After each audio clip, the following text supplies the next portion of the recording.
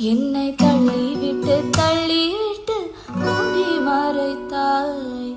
பேச எண்ணி சில நாள் அருகில் வருவேன்.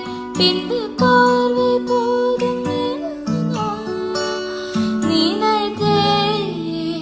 நகர்வேனே மாற்றி கண்கள் எழுதும் இரு கண்கள் எழுதும் ஒரு வண்ண கவிதை.